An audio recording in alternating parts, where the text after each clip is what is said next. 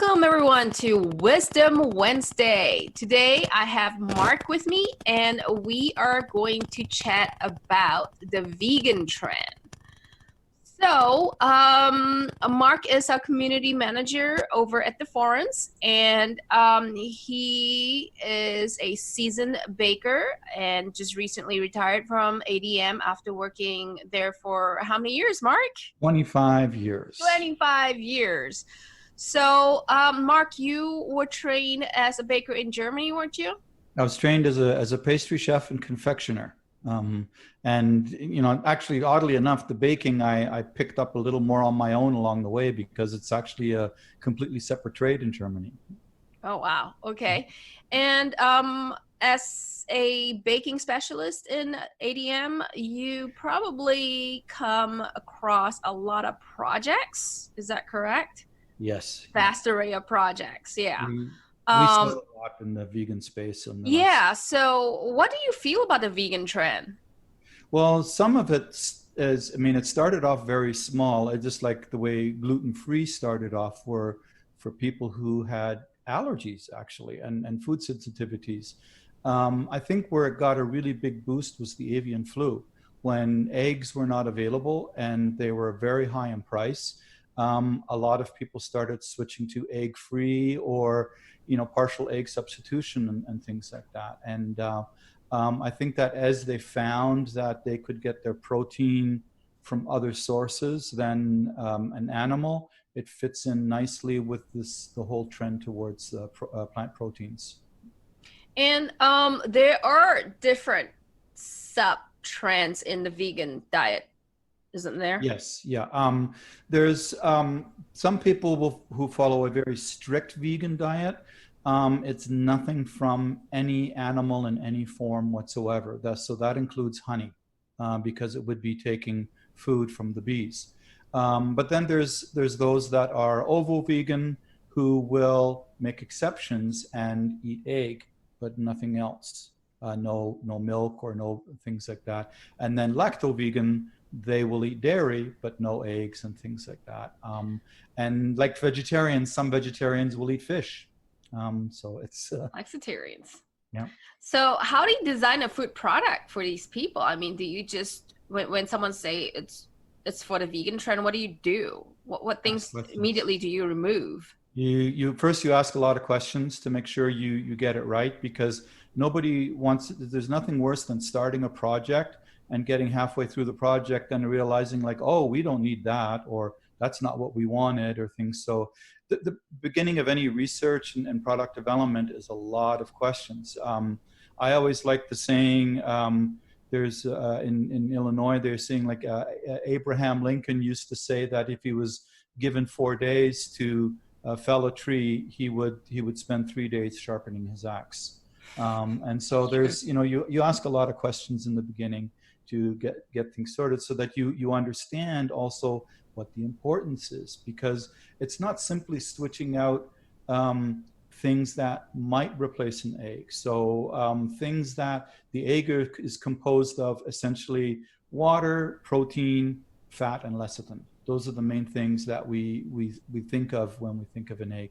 So if you just simply took protein, like say a whey protein, and replaced it, you wouldn't get the functionality of the lecithin. You would still need more, you know, liquid in terms of water or something like that. And how is it all going to work? Is it going to aerate sufficiently? Is it going to bind sufficiently so that the eating qualities, the low volume, whatever the case may be, or muffin or cake or things like that, they all need to be met as well, and they need to be prioritized within the project, so that if you're making, like say, a banana loaf, and you're going to lose 10% loaf volume, but everything else you hit the mark, maybe that's acceptable to the, you know, those are the things that you need to flush out with the customer, right? And then the ingredients too, because there again, as we talk about vegan, whey may not be permissible. Right. And when someone asks me to develop a vegan product, the first thing that comes to mind is, okay, we got to remove the butter. We got to remove the eggs. We got to remove the milk. You know, that's a lot of functionality there. Yes, right? exactly. Yeah, That's I such mean, it's just that one of those things. It's like, I mean, okay, butter and milk is less functional than eggs, and butter and milk is more easily replaced, through total solids and oils. hmm But eggs is the main challenge. Yes, it's What one of have the you biggest what ones. have you seen in terms of egg replacement in that aspect, Yes, developing it for a, a a vegan lot of product? a lot of the companies in the bakery space will provide certain solutions that are more product targeted. In the sense that I mean is that you can have an egg replacement that works in cookies, but it won't work in cakes. That's You can true. have one in cakes and it doesn't work in cookies. But it's seldom is it a single ingredient. Larger processors who have the buying power to buy, for them it's advantageous then to work with ingredient suppliers, and they make their own concoctions out of different things. But it's looking at those replacers in terms of what they're providing functionally and nutritionally is helps give a guide. So protein we mentioned whey, for example, that it helps. If whey is permissible, then it helps not only protein, but it also helps as an emulsifier. um, Right. if Whey is like a magical ingredient. Yeah. And then there's the protein isolates. Some of the wheat protein isolates have really good whipping characteristics. So if you're trying to make an angel food cake, you want to start with a wheat protein isolate, and then something that's going to help provide that structure. Because the Hmm. only disadvantage that I have found, if you just go straight, replace the egg whites with wheat protein isolate, you get a real nice whip, and then you put it in the oven and it just completely collapses. I had Because so the much air, hope for that product. It looked so great when it was mixing up. because the starch in the cake flour takes longer to cook, then the air expands and wants to have something to hold on to. So if you don't have a structure, a scaffolding for it to grab and hold that structure, then it just, all your bubbles burst essentially, right? That's true. And so we did some work also in combination with lentils that were processed, and we were getting closer. We were getting some pretty good results, and then you just need some instant starches or other gums to go along with it to help set up that structure. Soy protein isolates provide more of the emulsification properties, less of the aeration. So they're really good in loaf cakes and muffins, and we've done some different combinations, or I've done some different combinations with cookies, depending on the different type of protein isolates. The companies like ADM and Cargill who produce these isolates, they have a wide range of all different kinds of isolates, and they can usually tell you, well, do you want more binding? Do you want more emulsification? Hmm. All these different things. A lot of them were originally developed for the meat industry, and with all the interest in plant protein and vegan, they've been adapted now to bakery applications as well. That's Um, true. and then fiber, like the one from Wacker that we were using the other day, you had in your seminar, Hmm. that is very useful. You mean fiber or emulsifier? The emulsifier, Oh sorry, yeah, the emulsifier. yeah, the Yeah, that's emulsifier. an amazing product from Wacker, where I actually there is a video on YouTube where I actually do that. I mix up um the water with the alpha cyclodextrins and heat it up. And the heating Mm-hmm. process actually activates the cyclodextrins, the alpha cyclodextrins, and it just form a really thick foam after that Mm-hmm. with Mm-hmm. oil. So Yeah. it really blows my mind on how this new technology is coming around and disrupting a lot of things. Mm-hmm. I don't know. I just think that between that itself and the other technologies out there, like maple fiber and the isolates, we might not need eggs anymore. I'm like, I mean, like 20 years from now, we'll be like, Oh, eggs. Those are the ones we want to use those things in our I baking. think a lot of that depends on how all of those things develop going forward. I mean, Absolutely. there's so many different things that come to mind, environmental and otherwise. I mean, we've heard a lot with the situation with COVID-19, with all of the restrictions that it has had an effect on improving the ozone layer and reducing air pollution in large cities and things like that. You know, one of the things that often when environmentalists talk about the effect that humans have on or our diets and everything on the environment, it is often things like cattle and pigs and chickens in terms of all of the, you know, dealing with all of their waste product and stuff and how that affects the environment. And chickens are pretty nasty. And then there's also these trends within breeding, like the layers, where there's a lot of groups who feel they should be caged in greater space. Although there's a lot of conflicting science around that, It because is a then they lot of start conflicting science. they You just, start yeah, pecking each other and killing you each just other. can't like You agree have with greater which one is mortality than correct. the small cages, but those things. So, and those affect also availability and cost. And yes, it may be that eggs will maybe not completely disappear, but they may become something much more rare and special again over time. That we will, you know, that we will be much more accustomed to plant-based protein cakes and cookies, and that to get a nice chocolate chip cookie made with egg is going to probably cost you $4 or $5, right? So, Right. You know, and with any trends, like the vegan trend, like the mhm, high protein Atkins trend, mhm, and like gluten-free trend, right? yep, It challenges bakers to bake differently, you know, and I absolutely, believe this is what's pushing the industry to do different things. yep, Like without the vegan trend, we wouldn't see things like alpha cyclodextrins or maple mhm, fiber, mhm, you know. And without the gluten-free trend, we wouldn't see the Rioflex, you know, the modified amylopectin, you know. mhm. So can you imagine in about 3 years what kind of technologies that we are going to see in the baking toolbox? It's going to be so different, you know. Yeah, And I'm truly really excited about this because um, things are coming into Bakerpedia and we're seeing what totally different things. I mean, when the maple fiber came onto my desk, I was like, why does mhm. anybody want to do maple fiber? Right? Yeah, Like, yeah, do you wake up one day and decide you want to make fiber out of maple wood, you know? But the entire sustainable story is yeah. just amazing. I mean, you heard Especially that. because they process it just with water. And you know, it's just like if that is just the forefront of the technology, what else are we going to see here in the next few Mhm. years? Yeah, Eh, there's going to be a lot of interesting changes, right. and you know, the major manufacturers are really also pivoting and adjusting to that as well.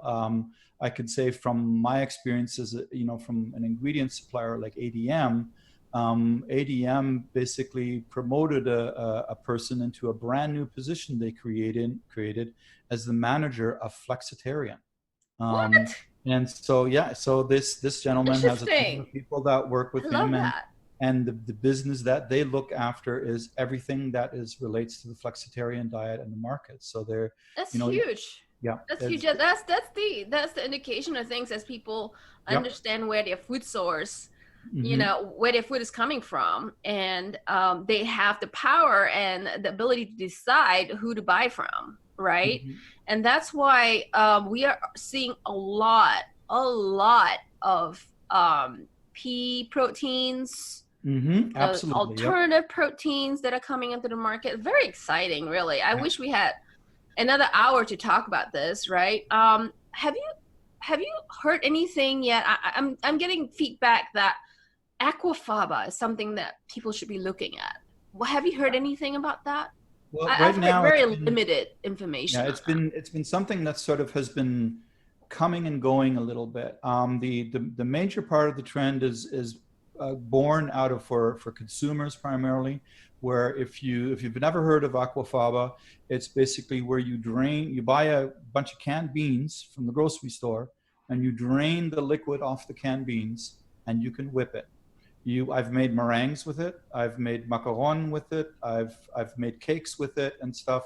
It functions much like egg protein.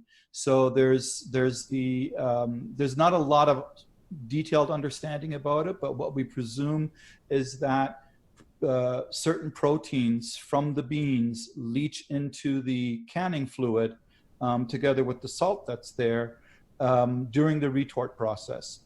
Because when you fully cook your beans or peas or things like that, like the hummus manufacturers, they cook a lot of chickpeas.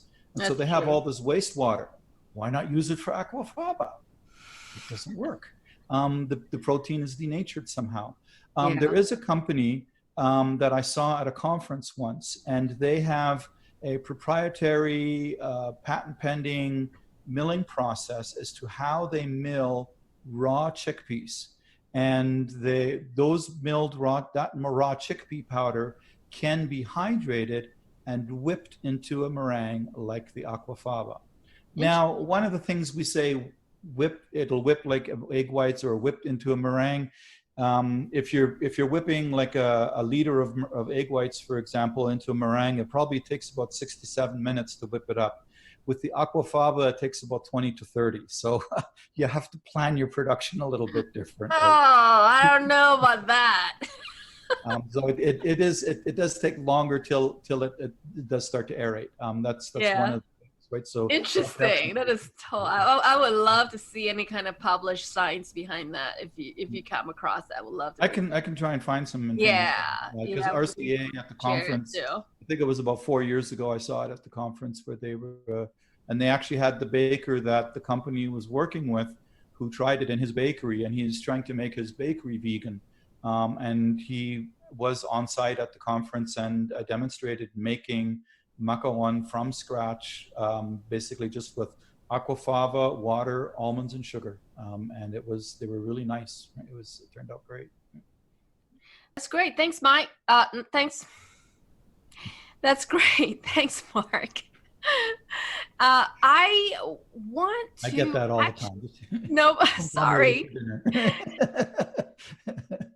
I would like to know if there are any vegan bakers out there that I could get on the show and really talk about what you see as the biggest challenge being a vegan bakery. So that would be great.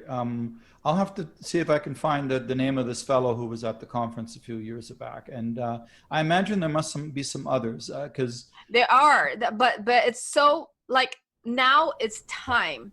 You know, prior years is so hard because the vegan trend wasn't strong enough. Mm-hmm. You know, now that there's more awareness, there is more alternatives out there. I think a vegan bakery would make sense now. Yeah, a lot of these newer technologies are born also out of, again, relating back to the avian flu, because eggs became so incredibly expensive. I had the opportunity to participate in some meetings with the American Egg Board, and they provided us with also some presentations from the producers and stuff to understand that side of things. And egg whites became so inexpensive for the producers to be able to even sell the eggs for cracking and using an albumin, that it wasn't worth it. So albumin became more and more scarce, and so then the price went up. So I think at one point it was over $100 a kilo. Oh my God! Yeah, it was crazy. And so but the comeback of the layers after the avian flu is that they kind of overshot their projections and prices plummeted.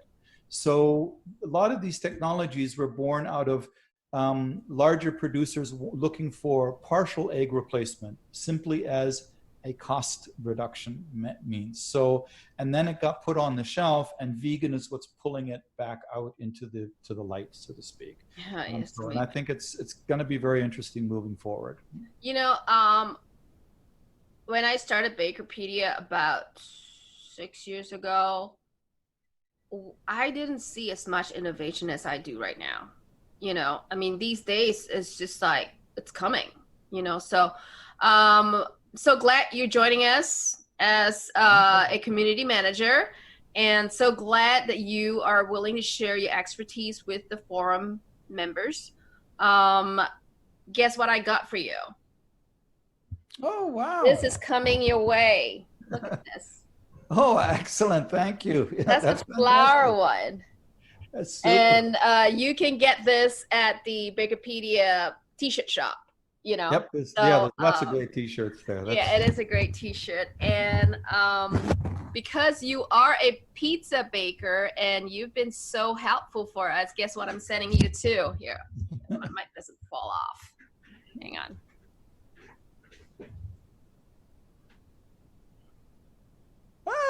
That's funny. I was just noticing the peel back there, and I was thinking I should get one to hang on the wall. That's fabulous. Logo on it. It's given to us by the Perfect Peel. Oh, cool. Larry, so we're sending one over to you as well. And I know you bake a lot of pizza. I know you bake a lot, so you need this. This is so. I got dough on the go right now. Right. Okay, so I used to my chef a long time ago taught me how to fold Kaisers by hand. Like nowadays, everybody just uses a stamp. Right? Oh, yeah. I never knew that.